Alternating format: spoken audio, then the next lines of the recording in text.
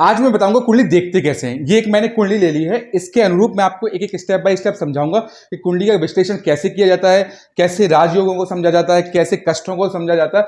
हर चीज कुंडली में हम आज देखते हैं। तो देखिए, ये सबसे पहले अपन को कुंडली में देखना है कि किस लग्न की कुंडली है। तो यहाँ पर 2 लिखा है, तो मैंने ऑलरेडी आपको पिछले वीडियो में समझा दिया था कि दूसरी राशि अर्थात वृष राशि और शुक्र यहाँ पे लग्न होंगी। तो यदि अपन सबसे पहले लग्न की बात करें तो ये लग्न कहलाएगी वृष लग्न, जिनके स्वामी कौन है? शुक्र हैं। फिर राशि देखने के लिए, तो राशि देखने के लिए सबसे पहले अपन को देखना पड़ता है कुंडली में चंद्र कहां पर बैठे हैं। तो इस कुंडली में चंद्र 2 अंक पर बैठे हैं, तो राशि भी इनकी वृष हो जाएगी और उनके स्वामी शुक्र हो जाएंगे। यदि आपको अपनी कुंडली देखना है तो सबसे पहले लग्न निकाल लीजिए कि पहले भाव में कौन सा अंक लिखा है और वो राशि कौन सी है। हो सकता है पहले भाव में आपके 6 अंक लिखा हो तो तुला राशि हो, स्वामी बुध हो गए। और चंद्र देख लीजिए कहां पर बैठे हैं। चंद्र जहां पर भी बैठे होंगे कुंडली में और उस पर जो अंक लिखा होगा वो आपकी राशि होगी। उदाहरण के लिए चंद्र यहां पर बैठे हैं मान लीजिए, तो 5वां अंक कौन सा है? सह राशि, तो उस व्यक्ति की सह राशि हो जाएगी। तो अपन ने सबसे पहले लग्न और राशि निकाल ली है इस कुंडली की। अब अपन विश्लेषण करते हैं बेसिक तरीके से। तो इस पूरी कुंडली के जो राजा हैं वो शुक्र हैं, क्योंकि ये शुक्र का घर है और लग्न में जो लग्न का स्वामी होता है वो पूरी कुंडली का राजा होता है।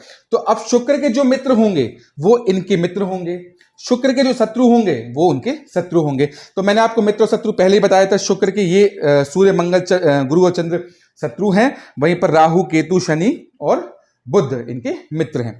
अब अपन की पोजीशन भी देखना है अपन को कि कौन सा ग्रह किस भाव में बैठा है और वहां पे कैसे फल दे रहा है। हो सकता है कोई ग्रह उच्च का बैठा और बहुत अच्छा फल दे रहा हो और भले ही वो शुक्र का मित्र हो अन्यथा नहीं हो सकता है कि कोई ग्रह ऐसी स्थिति में बैठा हो जो उसका स्वयं का घर हो, तो वहां पर भी वो बहुत अच्छा फल देगा, भले ही उसकी शुक्र से मित्रता है अथवा नहीं है। अपन कुंडली की बेसिक एनालिसिस कर लेते हैं कि अपन ने वो कैसे देखना है।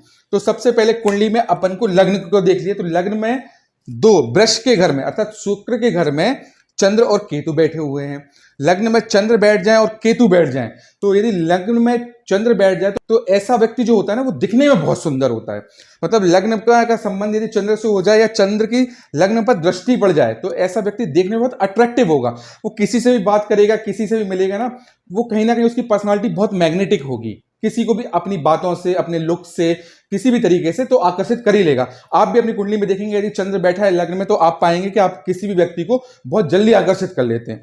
तो सबसे पहले यहां पर लग्न में चंद्र बैठा है और चंद्र के साथ बैठे हैं केतु, तो कहीं ना कहीं ये पितृदोष या पिता और माता से दूर करवाते हैं। मतलब यदि लग्न में चंद्र और केतु बैठ गया तो ऐसा व्यक्ति प्राय देखा गया है कि संभावना है कि वो अपने माता पिता से दूर रहता हो, कहीं बाहर अजीब का चलाता हो। अब अपन आते हैं कुंडली के दूसरे भाव में। तो दूसरे भाव में कोई अंक नहीं लिखा है, बस 3 अंक लिखा है। तो ये राशि कौन सी हो गई? तीसरी राशि मिथुन राशि हो गई और स्वामी हो गए बुध यहाँ पे। अब अपन कुंडली में देख लेते हैं पहले कि ग्रह किस किस भाव में बैठे हुए हैं और उससे कैसे अपन को टैली करना है। तो कुंडली के पहला भाव अपन ने क्लियर हो गया। अब अपन आते हैं कुंडली के चौथे भाव में। चौथे भाव में सूर्य बैठे हुए हैं। अब सूर्य चौथे भाव में बैठे हैं किस राशि में? 5वीं राशि में। 5वीं राशि कौन सी है? सह राशि, जो सूर्य की खुद की राशि है। तो यहां पर सूर्य जो बैठे हुए हैं अपनी स्वयं की राशि में बैठे हुए हैं। तो एक बात ध्यान रखिएगा कि कोई भी ग्रह जब अपनी स्वयं की राशि में बैठ जाता है तो वो वह उस घर को खराब नहीं करता है। वो वैसी बात हो गई कि आप अपने घर को हमेशा अच्छा ही रखोगे। आप कितने भी आपके पास फाइनेंशियली प्रॉब्लम हो, कितनी भी दिक्कतें हो, बट यदि आप अपने स्वयं के घर में हो तो उसमें डेली झाड़ू लगाओगे, डेली साफ सफाई करोगे, चीजों को व्यवस्थित रखोगे।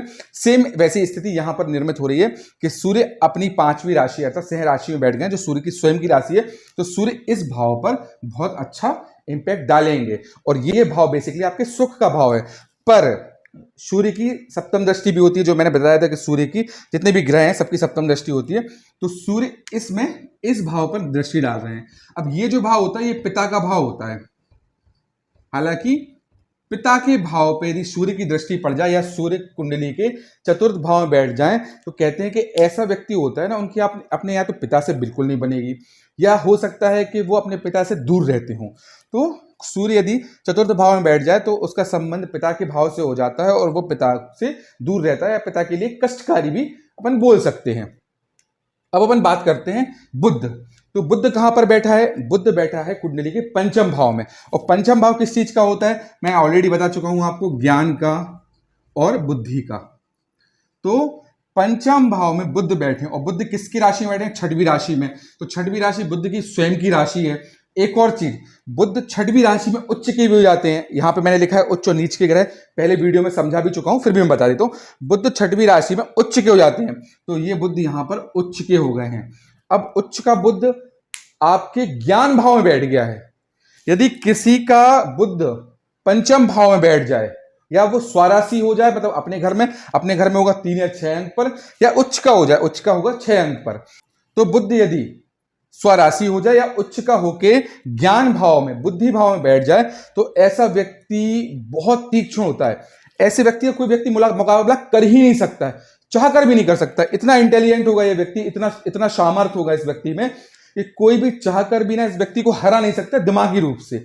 फॉर एग्जाम्पल जैसे शकुनी थे, तो शकुनी भी बहुत इंटेलिजेंट थे, हालांकि वो अधर्म की तरफ गए हैं, पर उनकी इंटेलिजेंसी बहुत हाई थी। कृष्ण ऐसा बोलते हैं कि यदि शकुनी धर्म के रास्ते पर जाते तो शायद से हो सकता है कि कृष्ण से ज्यादा आज शकुनी का नाम होता। तो कहीं ना कहीं मैं ये इसलिए बता रहा हूं कि उनके भी बुद्ध का संबंध पंचम भाव से हो गया होगा, तभी ऐसा व्यक्ति बहुत तीक्ष्ण, बहुत इंटेलिजेंट, खराब सिचुएशनों में खुद को कैसे हैंडल करना है, स्थिति विकट हो जाए तो उसको कैसे संभालना है, ये पंचम भाव में बैठा बुद्ध करवा देता है। अब अपन आते हैं छठवें भाव में। तो छठवां जो भाव होता है ना, वो बेसिकली आपके मुकदमेबाजी का होता है, आपकी लड़ाई झगड़े का होता है, और भी बहुत सारी चीजें होती हैं। तो यहां पर शुक्र तो बैठ गए हैं, शुक्र छठवें भाव में अपने स्वयं की राशि में बैठ गए। शुक्र की 7वीं कौन सी राशि है? तुला राशि, जो शुक्र की स्वयं की राशि है। तो शुक्र तो यहां पर अपने घर में बैठ गए हैं, ठीक है। तो यहां पर शुक्र बैठ गए, पर यहां पर शनि भी बैठे हुए हैं शुक्र के साथ। हालांकि शुक्र का शनि से संबंध मित्रता का है, पर यहां पर बैठे शुक्र और शनि कहीं ना कहीं लग्जरी तो दिला रहे होंगे, पर उस लग्जरी में मतभेद भी पैदा कर रहे होंगे।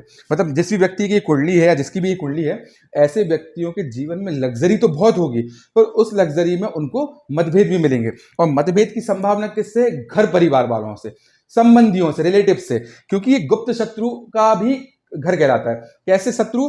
जो आपके अपने हैं, आपके हो सकता है सगे संबंधी हो, मित्र हो, आपके रिलेशन में हो, पर वो आपका अच्छा नहीं चाह रहे हो सकता है वो उनका कहीं ना कहीं उनके मन में आपके प्रति ईर्ष्या हो, बस आपके सामने आते हो तो बहुत अच्छी बातें करते हो, पर जब पीठ पीछे वो कहीं ना कहीं आपकी बुराई करते हैं, या उनका मन में ऐसा रहता होगा कि ये तरक्की नहीं करे, ये बहुत अच्छे से ग्रोथ नहीं करे।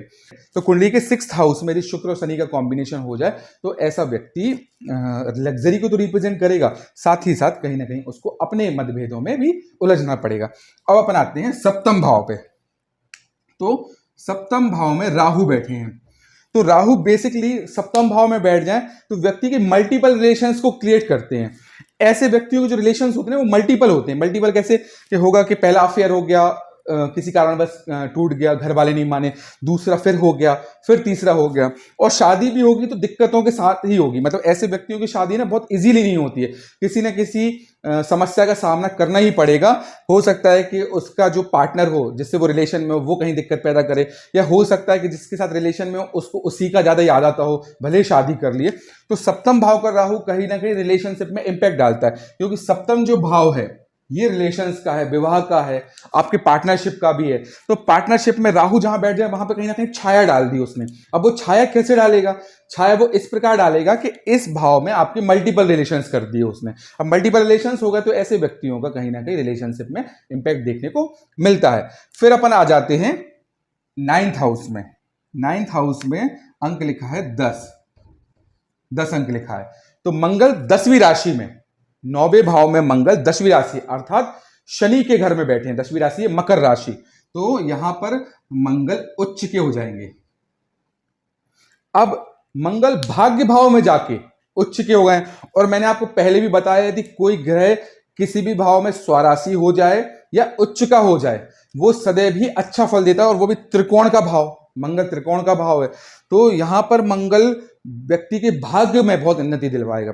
व्यक्ति तेजस्वी होगा, लड़ने में बहुत निपुण होगा, क्योंकि मंगल बेसिकली सेनापति को रिप्रेजेंट करते हैं, मंगल गर्मी को रिप्रेजेंट करते हैं, एग्रेशन को रिप्रेजेंट करते हैं, और मंगल भाग्य भाव में बैठ गए तो ऐसे व्यक्तियों का भाग्य तो बहुत मजबूत होगा, क्योंकि उच्च के हैं। साथ ही साथ मंगल व्यक्ति के भाग्य को प्राप्त करने के लिए एग्रेशन भी क्रिएट करवाएंगे। तो यहां पर मंगल बहुत शुभ फल देगा। अब इस कुंडली में आप देखिए मंगल उच्च के मिल गए हैं, बुध ज्ञान के भाव में उच्च के हो गए हैं, बहुत अच्छा है। सूर्य स्वराशि हो गए हैं, सूर्य सुख तो देंगे पर पिता से मतभेद भी करवाएंगे या पिता से दूरी भी बनाएंगे। अब अपन बात करते हैं गुरु की। तो गुरु बैठे हैं 11वें 12वें अंक में। तो 12वीं राशि कौन सी है? 12वीं राशि है मीन राशि, और मीन राशि में गुरु बैठे हैं। तो गुरु मीन राशि में, अर्थात यहां पर भी गुरु अपने स्वयं के घर में बैठ गए हैं। अब ये है लाभ भाव, 11वां भाव, जो कि ऑलरेडी आपको पता होगा, मैंने बताया भी था कि 11वें भाव में कोई भी ग्रह बैठ जाए वो हमेशा ही प्रॉफिट देगा, हमेशा ही लाभ देगा। और गुरु जैसा ग्रह बैठ जाए वो भी स्वराशि होके, तो ऐसे व्यक्तियों को तो जीवन भर लाभ मिलता ही है। किस चीज से? ज्ञान से, उनके वाणी से, उनके बोलने के तरीके से, उनके एक जो उनका ऑरा है उससे उनको हर तरीके का प्रॉफिट मिलेगा। ऐसा व्यक्ति कहीं भी चला जाए, किसी भी स्थिति में हो, वो अपने ज्ञान से सबको एकत्रित कर लेगा, सबको अपनी ओर आकर्षित कर लेगा। तो यहां पर ज्ञान भी बहुत अच्छा है और यहां पर व्यक्ति की बुद्धि भी बहुत तेज है। अच्छा, बुद्ध वाणी के भी स्वामी हैं, तो ऐसे व्यक्तियों की वाणी भी बहुत मधुर होगी। आप उनको कितना भी कुछ बोल लो, कितना भी चिल्ला लो, कितना भी गुस्सा कर लो, ऐसा व्यक्ति कभी भी हो ही नहीं सकता कि वो आपसे बहुत कटु वचन बोले या बहुत एग्रेशन में बोले। बहुत शांति से आपसे डील करेगा। अब अपन ने कुंडली में चंद्र केतु का पहला भाव देख लिया, चतुर्थ भाव देख लिया, पंचम भाव देख लिया, यहां पर अपने 6th हाउस देख लिया, यहां पे सप्तम, नवम और 11th हाउस, प्रॉफिट हाउस देख लिया। अब इस कुंडली में अपन कुछ चीजें और समझते हैं जो कि जरूरी हैं। अब इस कुंडली में महादशा किसकी चल रही है वो भी इंपॉर्टेंट है, किस ग्रह की महादशा चल रही है। मान लीजिए अपन समझ लेते हैं इस कुंडली में गुरु की महादशा चल रही है, जिसको हम विषमोत्तरी महादशा कहते हैं। तो दशा किसकी चल रही है? दशा चल रही है गुरु की। अब गुरु की दशा मतलब, गुरु की दशा क्या दिखा रही है? ये वाले भाव की एक्टिवनेस को दिखा रही है। मतलब कुंडली में बाकी तो सब अपनी जगह है ही हैं, पर ये भाव जिसमें गुरु बैठे हैं वो सबसे ज्यादा एक्टिव हैं। तो ये गुरु किस भाव में बैठे हैं मैंने ऑलरेडी बताया, लाभ भाव में बैठे हैं। और लाभ भाव में बैठे गुरु हमेशा ही लाभ देते हैं, प्रॉफिट देते हैं, व्यक्ति को ज्ञान से भर देते हैं। तो यहां पर गुरु बैठ गए हैं और गुरु की महादशा चल रही है जो उनके लिए बहुत अच्छी है। अब अपन बात करेंगे दृष्टियों की। तो देखिए एक चीज ध्यान रखिएगा कि गुरु जहां पर बैठते हैं उस भाव में कहीं ना कहीं थोड़ा सा इंपैक्ट करते हैं, बशर्ते वो गुरु की स्वयं की राशि ना हो और उच्च की राशि ना हो। और शनि जहां पर बैठते हैं उस भाव को अच्छा करते हैं, जहां पर दृष्टि डालते हैं उसको इंपैक्ट करते हैं। तो अभी अपन तीनों ग्रहों की दृष्टियों के बारे में समझते हैं कि कौन सा ग्रह किस जगह पर दृष्टि डाल रहा है और कैसी दृष्टि डाल रहा है। तो अपन बात करते हैं गुरु की। गुरु की कौन कौन सी दृष्टि होती है? पंचम, सप्तम और नवम। तो गुरु जिस भाव में बैठे हैं वहां से 1 2 3 4 5 इस भाव में देख रहे हैं, ये है पराक्रम का भाव। यहां पर गुरु की दृष्टि आ गई है, मैं इसको बॉक्स से समझा देता हूं, ठीक है। फिर 1 2 3 4 5 6 7 इस भाव पर भी गुरु की दृष्टि आ गई है, इसको आप बॉक्स से समझ लीजिए। फिर उसके बाद गुरु की नवम दृष्टि भी है, तो यहां पे 7 8 9 इस भाव पर भी गुरु की दृष्टि आ गई है। अब देखिए मैंने आपको बताया था गुरु जिस भी भाव में देखेंगे उस भाव में अमृत ही करेंगे। गुरु जहां पर भी दृष्टि डालते हैं हमेशा ही अच्छा करते हैं। अब गुरु पराक्रम भाव में दृष्टि डाल रहे हैं, मतलब ऐसे व्यक्तियों की जो विल पावर होगी वो बहुत स्ट्रांग होगी। वो किसी भी क्षेत्र में, किसी भी परिस्थिति में अपने आप को रह सकते हैं, सह सकते हैं। इनफैक्ट ऐसे व्यक्तियों के जो भाई बहन रहते हैं वो बहुत सपोर्टिव होते हैं, ठीक है। फिर यदि गुरु की इस भाव पर दृष्टि हो गई, तो जहां पर जो भाव ऑलरेडी बहुत अच्छा है, त्रिकोण है, पंचम भाव है, बुद्ध ऑलरेडी वहां पर उच्च के होकर अच्छा कर ही रहे हैं, वहां पर गुरु की भी दृष्टि आ गई। तो वाणी, मैंने पहले ही बताया, बुद्ध वाणी को रिप्रेजेंट कर रहे हैं, ऐसे व्यक्ति की बुद्धि को बढ़ा रहे हैं, और गुरु और ज्ञान को भी बढ़ा दिया है, मतलब ज्ञान को तो यहां लाभ दे ही रहे थे, यहां पर भी ज्ञान को तीक्ष्ण कर दिया और बहुत ज्यादा बढ़ा दिया है। और सप्तम दृष्टि के बाद अपन आते हैं नवम दृष्टि पे। नवम दृष्टि पड़ रही है गुरु के सप्तम भाव पे। सप्तम भाव है रिलेशनशिप का भाव, पार्टनरशिप का भाव। तो यहां पर पार्टनरशिप में इनको राहु के कारण दिक्कत हो रही थी, मैंने पहले बताया था, पर कहीं ना कहीं गुरु यहां पर बैठ के स्टेबल भी करेंगे, गुरु इस भाव को बचाएंगे। यदि राहु मल्टीपल रिलेशंस को रिप्रेजेंट करेंगे तो गुरु की दृष्टि इस भाव को बहुत अच्छी करेगी। संभावना है कि ऐसे व्यक्तियों की जो शादी में मल्टीपल दिक्कत आ रही थी वो गुरु ठीक कर दें यहां पर, क्योंकि महादशा भी गुरु की ही चल रही है। अब यहां पर गुरु अच्छा करेंगे। अच्छा, ये भाव पार्टनरशिप का भी, पार्टनर मतलब आपकी किसी से पार्टनरशिप कैसी है, जैसा आप काम कर रहे हैं तो उसमें भी बहुत अच्छा है। मतलब ऐसा व्यक्ति अपना यदि कोई पार्टनरशिप में कोई काम करेगा, फॉर एग्जांपल कोई बिजनेस करता है, कोई ऐसा काम करता है जिसमें उस 2 पार्टनर 3 पार्टनर मिलकर करेंगे, तो उसमें भी उसको बहुत अच्छा फल मिलेगा। ये अपने गुरु की दृष्टियों की बात कर ली। अब अपन पढ़ते हैं शनि की दृष्टि की बात। तो देखिए शनि तीसरे, 7वें, 10वें घर में देखता है। पहला, दूसरा, तीसरा इस घर में देख रहे हैं शनि, ठीक है। फिर तीसरे के बाद चौथा, 5वां, 6वां, 7वां इस घर में भी देख रहे हैं शनि, 7वां, 8वां, 9वां, 10वां इस घर में भी देख रहे हैं। अब देखिए, शनि सबसे पहले देख रहे हैं अष्टम भाव में। तो अष्टम भाव बहुत रहस्यमय भाव है। इस भाव को समझना मतलब बहुत, इस पे बहुत रिसर्च कर रहे हैं, बहुत चीजें पढ़ोगे तब आपको समझ में आएगा। अष्टम भाव जन्म मृत्यु का भाव है। अष्टम भाव गुण विद्या का भाव है। अष्टम भाव व्यक्ति के को विशेष नॉलेज देता है, व्यक्ति को कहीं अलग तरीके का एक ज्ञान देता है। तो अष्टम भाव पे शनि की दृष्टि पड़ रही है, वो भी गुरु का घर, 9वां घर धनु राशि है, गुरु का घर है। तो यहाँ पर शनि की दृष्टि पड़ रही है, तो बेसिकली इस भाव में व्यक्ति को कोई गुण विद्या भी दे रहे हैं। गुण विद्या मतलब ऐसी ज्ञान, ऐसी विद्या जो समाज से परे हो, लोगों से परे हो, ऐसी विद्या देते हैं। यहां पर यदि राहु केतु का संबंध हो तो ऐसा व्यक्ति तंत्र के क्षेत्र में मैंने देखा है बहुत मिलेगा। केतु तो ऐसे व्यक्ति को इल्यूजन पावर, या ऐसे व्यक्ति जो होता है कि सोच रहे हैं वैसे ही हो जाता है, देखने को मिलता है। उनका सेंस, सिक्स सेंस बहुत स्ट्रांग होता है। और शनि की दृष्टि पड़ रही है द्वादश भाव में। तो शनि की द्वादश दृष्टि अच्छी क्यों नहीं पड़ रही है? क्योंकि शनि का जो मंगल, पहली राशि है मंगल की, मेष राशि है, उससे शनि का संबंध अच्छा नहीं है। अब यहां पर यदि दृष्टि पड़ रही है और द्वादश भाव में पड़ रही है, द्वादश भाव का रोग का है, साथ ही साथ विदेश का भी, बाहर जाने का भी है, डिस्ट्रैक्शन का भी है। तो यहां पर शनि कहीं ना कहीं डिस्ट्रैक्ट करवाएंगे। किससे? रिलेटिव से। हो सकता है कि ऐसे व्यक्तियों को एक जगह से दूसरी जगह से तीसरी जगह रहना पड़े। एक जगह स्थिरता देखने को नहीं मिलेगी, क्योंकि शनि अनस्टेबिलिटी के भी कारक होते हैं। हालांकि अष्टम भाव पर भी शनि की दृष्टि व्यक्ति को अनस्टेबल दिखाती है। अब यदि शनि की अपन सबसे एक और दृष्टि की बात करें, वो 10वीं दृष्टि, तो जो जिसपे गुरु की दृष्टि पड़ रही है, तो उस पर शनि की भी दृष्टि पड़ रही है। तो शनि की दृष्टि पड़ रही है, तो शनि की दृष्टि यहाँ पे क्या करेगी? यहाँ पर शनि की दृष्टि क्या करेगी? रिलेशनशिप में जो इस गुरु इनको अच्छा कर रहे थे, कहीं ना कहीं उसमें इश्यूज क्रिएट कर सकते हैं। किसमें? खासकर अपने लोगों में यहां पर शनि इंपैक्ट करेंगे। हालांकि क्यों? क्योंकि ये चंद्र का घर है, चौथी राशि कर्क राशि और चंद्र का घर है, और चंद्र का शनि से संबंध शत्रुता का है, और शत्रु घर पे शनि की दृष्टि कहीं ना कहीं उस भाव को इंपैक्ट करेगी, भले गुरु उस भाव को बचाएंगे। अब देखिए, आपके दिमाग में एक क्वेश्चन आ रहा होगा कि गुरु की दृष्टि भी पड़ रही है, शनि की भी दृष्टि पड़ रही है, कौन सा घर अच्छा फल देगा, कौन सा? तो वो डिपेंड करता है। हो सकता है शनि यहां पर फॉर एग्जाम्पल में ले रहा हूं 15 डिग्री के हों, और गुरु यहां पर मान लीजिए, गुरु इस भाव में बैठे हैं, तो गुरु यहां पर मान लीजिए 5 डिग्री के हों। अब यहां पर 15 डिग्री का मतलब शनि की शक्ति बहुत ज्यादा है, शनि बहुत पावरफुल है। शनि जिस भी भाव में देखेंगे वो गुरु के कंपैरिजन में 3 टाइम्स बहुत इफेक्ट डालेंगे, अब अच्छा हो या नेगेटिव, क्योंकि गुरु की डिग्री शनि की डिग्री से 3 टाइम्स कम है। मतलब गुरु की 5 है, यहाँ पर अपन ने शनि की 15 ले ली है। ऐसी हर ग्रह की दृष्टि होती है, जो मैंने ऑलरेडी समझाया किस ग्रह की कितनी दृष्टि कैसा असर डालती है। तो ये दृष्टि पे भी डिपेंड करेगा। दूसरी चीज महादशा। अब मान लीजिए गुरु की महादशा चल रही है, गुरु हो सकता है डिग्री में कम हो, पर महादशा चल रही है तो ये एक्टिव हो बहुत। शनि की महादशा बाद में आएगी, शनि एक्टिव कम होंगे। तो डिपेंड करता है कि किस ग्रह की दशा, अंतरदशा चल रही है और कौन से ग्रह की कैसी डिग्री है। तो यहां पर अपन ने ये समझ लिया। देखिए, मैंने यहाँ पे उच्च नीच के ग्रह भी बता दिए कि कौन सा ग्रह किस राशि में उच्च का होता है। और जो सप्तम राशि होती है, जैसे सूर्य पहली राशि में, अर्थात सूर्य मेष राशि में उच्च के होंगे, पर जो सूर्य से सप्तम, अर्थात मेष से जो सप्तम राशि है उसमें वो ग्रह नीच के होंगे, अर्थात सूर्य तुला राशि में नीच के होंगे। एक और एग्जाम्पल ले लेते हैं। गुरु चतुर्थ राशि में, कर्क राशि में उच्च के होते हैं। चौथी राशि में यहाँ पे लिखा है उच्च के रहते हैं। तो गुरु की जो चौथे से 7वीं राशि होगी उसमें नीच के होंगे। मतलब 1 2 3 4 5 6 7 मकर राशि में गुरु नीच का फल देंगे। तो यहां पर मैंने मेंशन किया, अंश भी समझ गया, मित्र और शत्रु भी समझ गए। अब देखिए, दृष्टियों का अपन को समझ में आ गया। हर ग्रह की सप्तम दृष्टि होती है और दृष्टि का भी बहुत महत्व होता है। जो ग्रह, जैसे ये बुध गुरु को डाल रहा है, गुरु बुध को डाल रहा है, बुध बुद्धि है, गुरु ज्ञान है, तो ऐसे व्यक्तियों का ज्ञान और बुद्धि बल अर्थात बुद्धि बल दोनों में बहुत सकारात्मकता देखने को मिल रही है। राहु केतु हमेशा एक चीज ध्यान रखना, हमेशा ही एक दूसरे के पूरक ही रहेंगे, मतलब एक दूसरे के अपोजिट रहेंगे। राहु के ऊपर ऐसा स्टार का मतलब है राहु वक्रीय है। राहु केतु ग्रह हमेशा ही वक्रीय ग्रह होते हैं।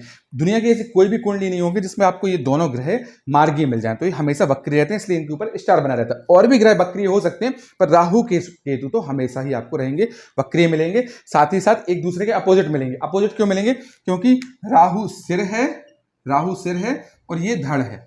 तो जहां सिर के अपोजिट ही, यदि सिर नीचे है तो धड़ ऊपर होगा, सिर ऊपर है तो धड़ नीचे होगा, तो वो एक दूसरे के अपोजिट ही रहेंगे।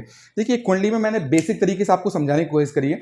ये मेरा पहला वीडियो है, हो सकता है बहुत अच्छा नहीं बने, आपको कुछ डाउट्स हो जाए, कुछ क्लैरिटी नहीं हो पाए, पर मैं धीरे धीरे समझाने की कोशिश करूंगा। आप आज एक कुंडली देख रहे हैं, ऐसे आप यदि कम से कम 15 या 20 कुंडली देख लेंगे तो आई होप, मुझे लगता है कि आपको कुंडली देखने का समझ में आ जाएगा। आपके हाथ में जैसी कुंडली आएगी आपको ये समझ में आ जाएगा कि कुंडली में देखना क्या क्या है, लग्न कैसे निकालनी है, राशि कैसे निकालनी है, कौन सा ग्रह अच्छा फल दे रहा है, कौन सा ग्रह खराब फल दे रहा है, कुंडली में कैसे राजयोग बन रहे हैं, कुंडली में कैसे मारक योग बन रहे हैं। वो बेसिकली धीरे धीरे स्टेप बाय स्टेप आपको समझ में आ जाएगा। तो आशा करता हूं कि आपको मेरा ये वीडियो बहुत अच्छा लगे और आप इसको लाइक सब्सक्राइब जरूर करें, और मुझे भी शायद से होप पसंद कर रहे हो, तो उसके लिए बहुत तहे दिल से धन्यवाद। और मैं आगे भी ऐसे वीडियोस बनाने की कोशिश करता रहूंगा। धन्यवाद।